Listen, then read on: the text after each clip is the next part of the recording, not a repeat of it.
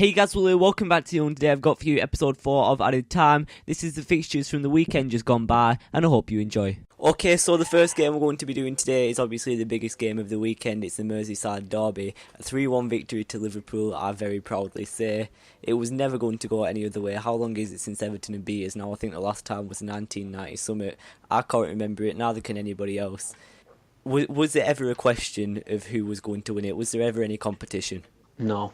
It's going to be a bit harder for Everton to kind of win that derby match, and I think Liverpool will probably always be the more dominant team when it comes to derby matches, but it might be quite a long time, maybe about 2 or 3 years until Everton start to show their true colours and start to put up a fight against Liverpool. At the end of the day, I think, I can't remember his name, who is it, the midfielder, is the authentic Scouser and all, one of the young midfielders, Davies, in it.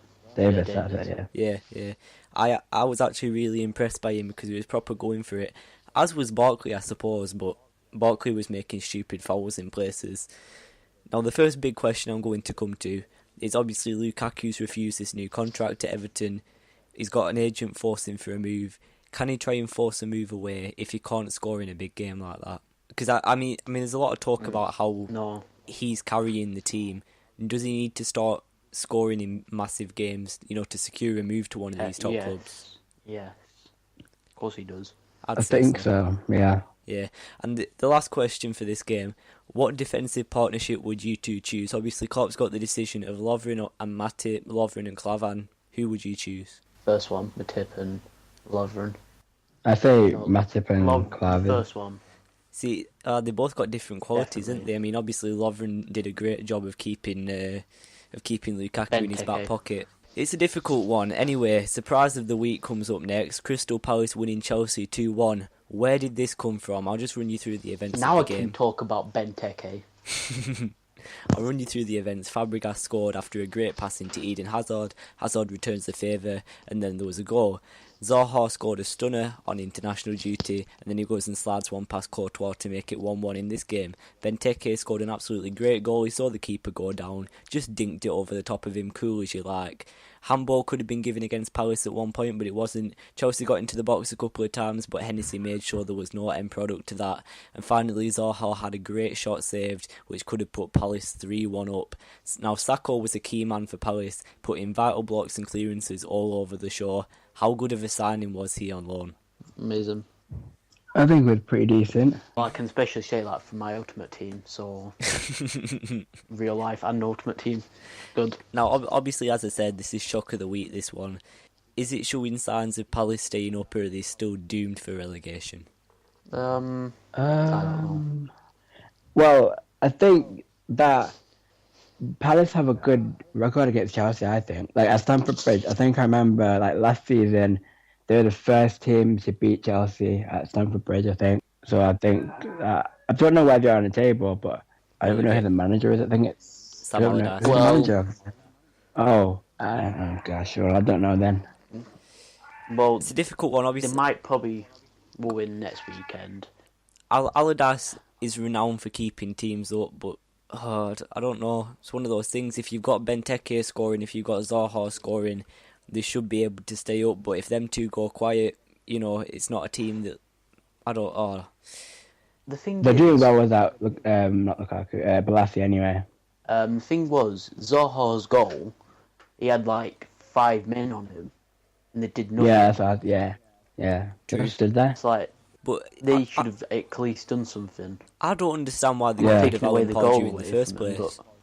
Pardew was never exactly struggling, was he? He was having a little bit of a hard time, but I still rated him as a decent manager. They probably saw his dancing skills in the FA Cup final, didn't he? Yeah.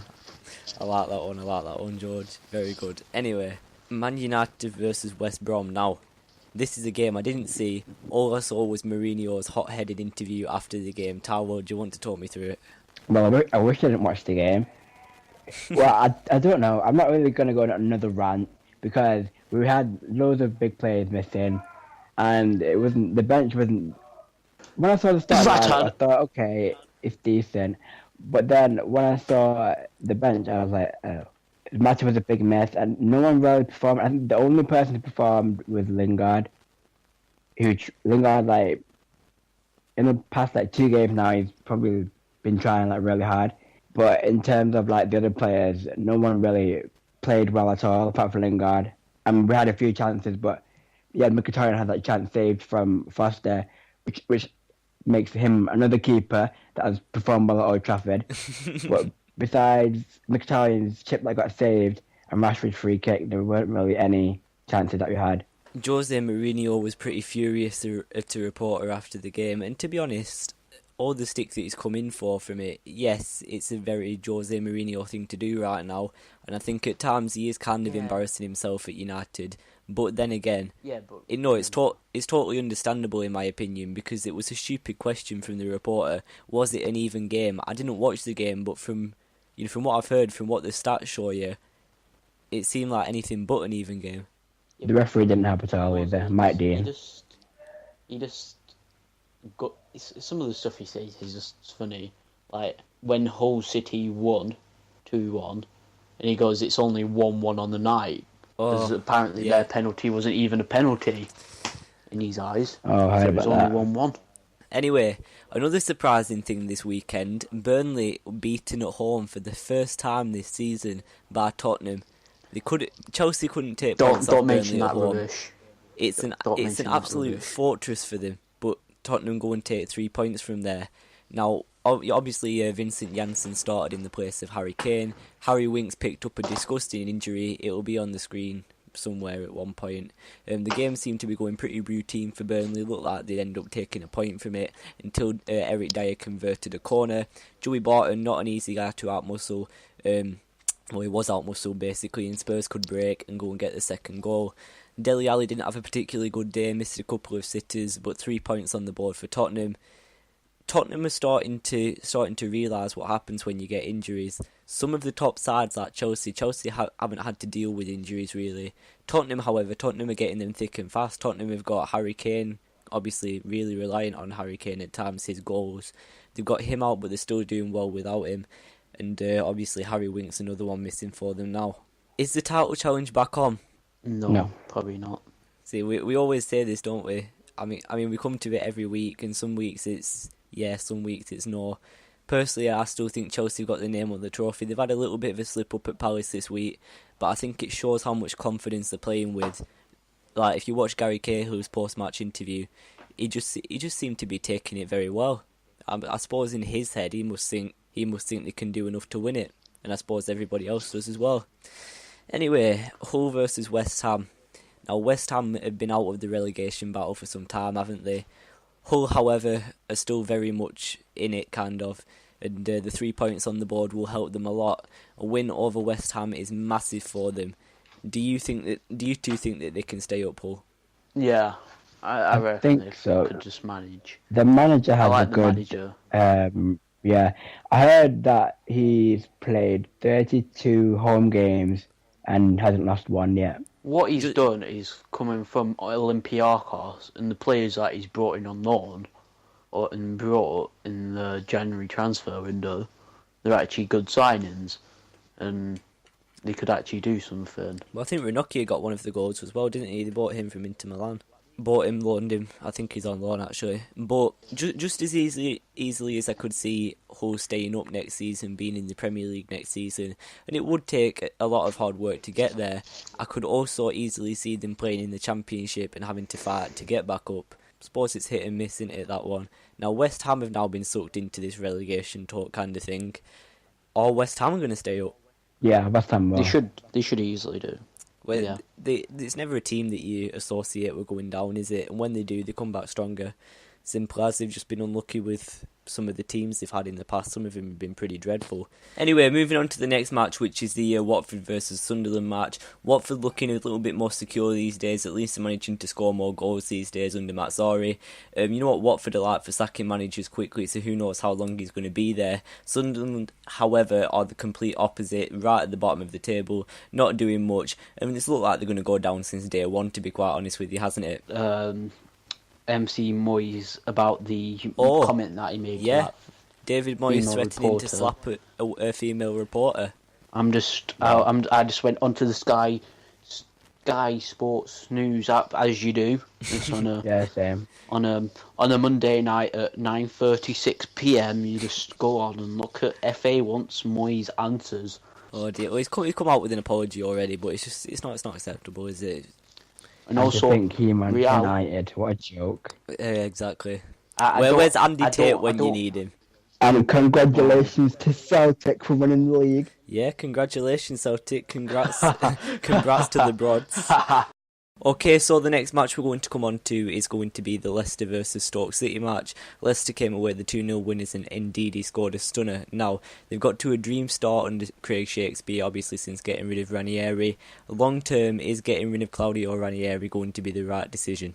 I'm not quite sure, but because maybe there's something wrong with Ranieri when he was there. Maybe there was something wrong in the dressing room that kind of made everyone play bad or something like that, made them feel uncomfortable and not really wanted to play under Ranieri and perform well for him. But now under Shakespeare, they're doing really well. I don't think they've lost. I'm not quite sure, but like you said, it was a good, amazing goal from Ndidi and Vardy as well. It was great movement from Vardy off the ball and to get into space and just shoot on the volley first time.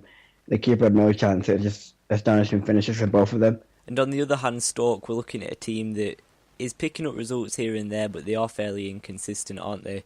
Was there anything Stoke could have done to fight Leicester? Is it a case of Leicester on fire right now? I wouldn't say Leicester on fire. I'd probably say Stoke aren't performing as people would have thought they usually would have been. They're known for having a good home record, but also overall they're a decent team. They have really good players, but I think those players aren't really gelling together and connecting as well in order to get the results that they need. And finally, if you were in charge of Leicester, would you hire Craig Shakespeare as the manager next season? No. Although they're performing well under Shakespeare, I don't think that it's because of his doing. I think Ranieri is the mastermind behind all of this, and Shakespeare's just there to fill in the gaps, and that's why I wouldn't give it to him next season. So Southampton and Bournemouth, 0-0 draw. Bournemouth, slowly again, there's talk of them Very being boring. relegated. But this is it, isn't it? There's so many teams, it's so tight at the bottom, it's so tight at the top.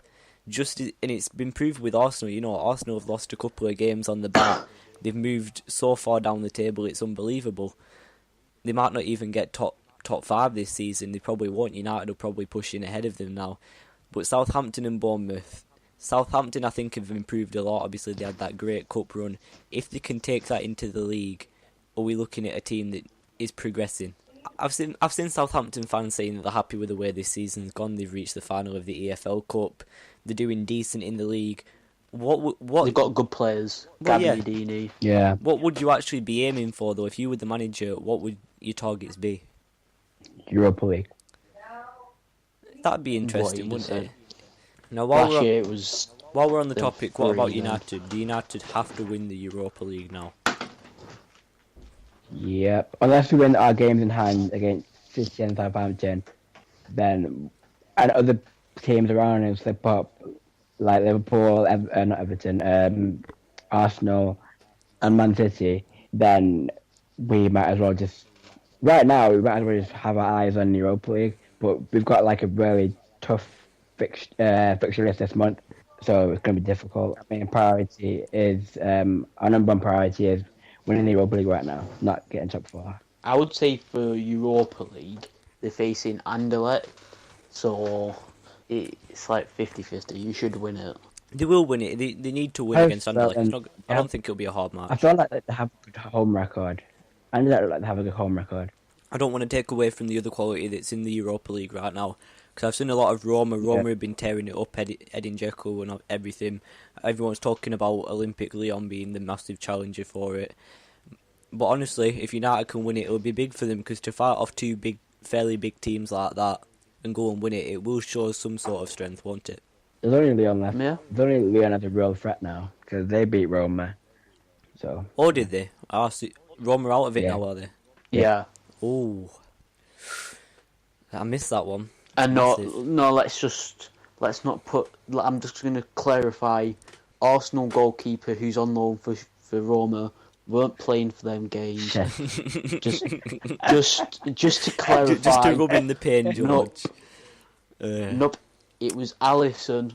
We're coming up to the big game, Alisson, George. so- We're coming up to it. Anyway. What, Accrington versus Plymouth Argyle?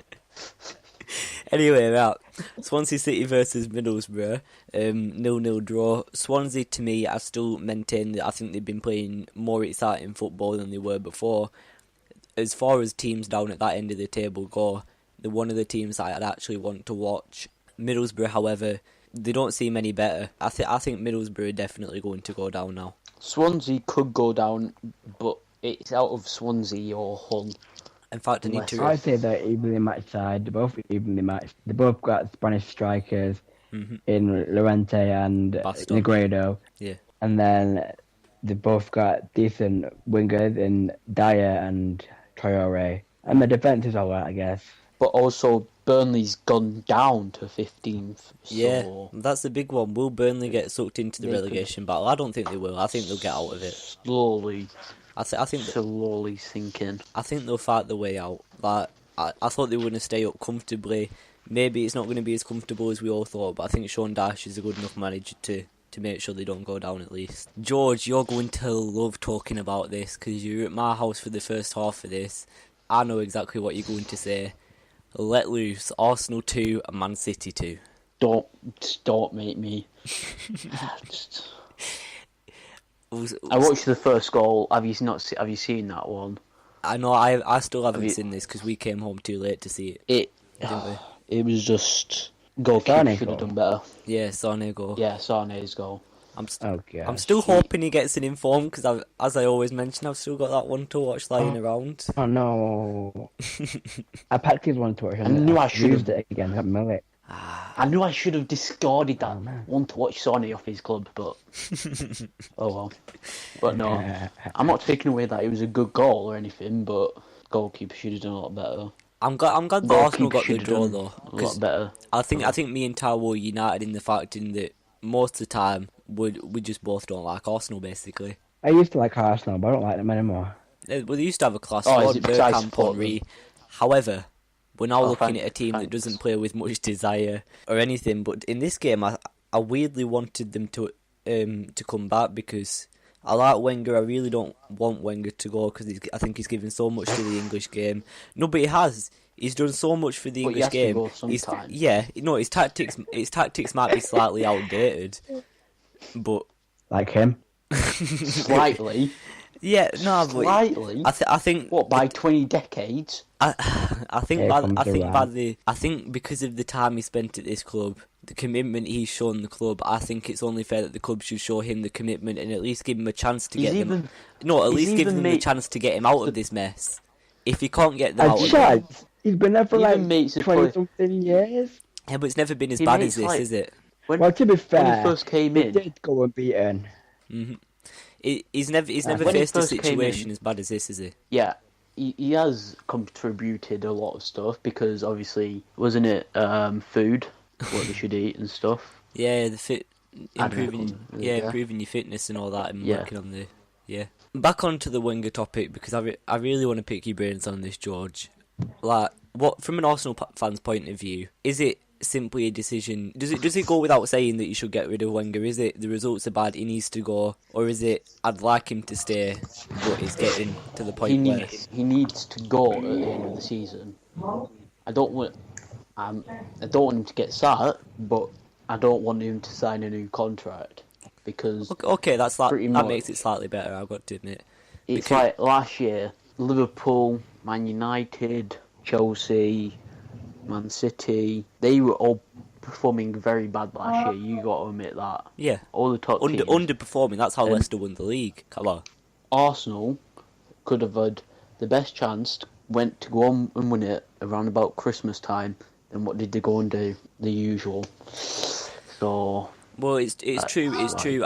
Honestly, And I don't want the him o- to go, but this- literally last year's top three contenders was Leicester, Tottenham, and Arsenal. I totally see what you mean. But to me, it'd be interesting, and you're going to hate me for saying this, but I think it'd be interesting to see him sign that new contract, to see who he brought in, to see which way he took them. What are your Younger thoughts on fans this, are- Matalo? What? So you I'm can wondering. see if we get relegated or not, or something like that. Is that what you're trying to do? That would be nice, yeah. I think that he should. I think he Honest. should leave at the end of the season. But I don't know who will replace him. But if he does sign that new contract, then he has to. If- He at least has to spend a decent amount of money on players, on good players that in the transfer window, not just sit there with his hands in his pockets and wait for If- another young player to come along and try and get him out of the mess. True.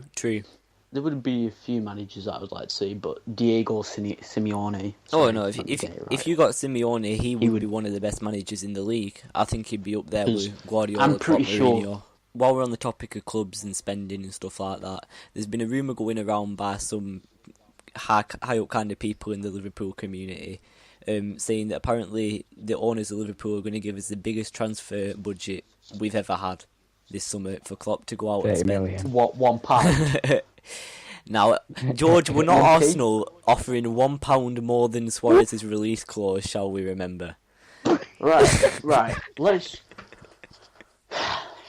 Arsene Wenger's that kind of guy. If he went on FIFA, the team that you start with, he would just keep that throughout on FIFA.